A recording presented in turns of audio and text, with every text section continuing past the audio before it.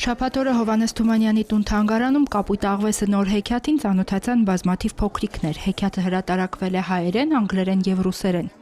Անգլերեն է թարգմանել Կարեն Ղարսլյանը, ռուսերեն Հեղինե Բախտիկյանը եւ հեքիաթի եւ նկարազարդման հեղինակը գրաֆիկական դիզայներ Լիլիթ Ալթունյանն է։ Երկար ժամանակ նկարազարդելու համար պատմություններ է փնտրել, մինչև հասկացել է, որ շատ հարմար են հենց իր պատմությունները։ Ես հասկացա, որ իր մեջ կա մի ճշմարտություն, որ ափսոս կլինի, եթե չկիսեմ մյուսների հետ։ Դրա համար նաև գրվեց եւ ծնվեց եւ այսպես ոնց որ տարածվեց նաեւ ուրիշներին։ Իմ դրած մեսիջը այն է, որ երբեմն մեզ թվում է, թե հեռավոր մի տեղ կա ավելի մի հարմար անտառ մեզ համար, որ այնպեսին ինչպեսին որ մենք ենք պատկերացնում, որ պետք է լինի, բայց գուցե այդ անտառը հենց այն անտառն է, որտեղ որ մենք ենք հիմա, ուղղակի պետք է մենք ավելի ուրիշ տեսանկյունից դիտենք։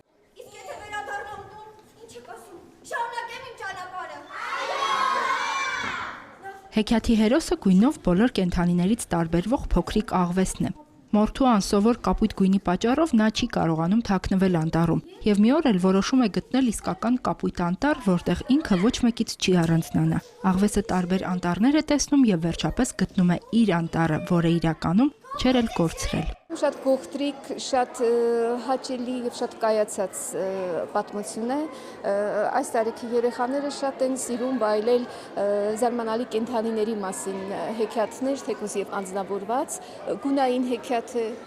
նկարազարդումից է սա նաեւ ելնում, որ հեղինակը մի տեսակ գունային զգացողություն ունի նույնիսկ տեքստի սահմաններում։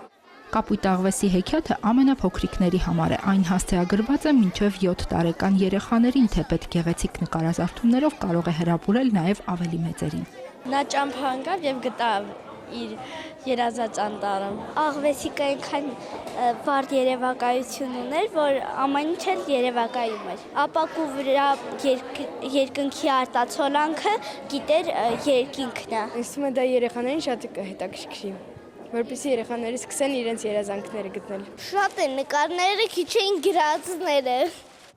Իդեպ փոքրիկ Լուսեն նոր գրքի շնորհանդեսին եկել էր կապույտ աղվեսի մասին իր սեփական հեքիաթով։ Շուկով ժամանակով յուրահատուկ աղվես կար։ Նրա մորթին կապտավուն էր, իսկ խիթիկն ու պոչը կարմրավուն։ Նա սիրում էր խոսել բույսերի, ծառերի եւ ծաղիկների հետ, թռչում էր երկինք ու խաղում էր ռուսնի եւ աստղերի հետ։ Հերմինե Հակոբյան, Հարություն Տոլանյան, մշակութային ազդագիր։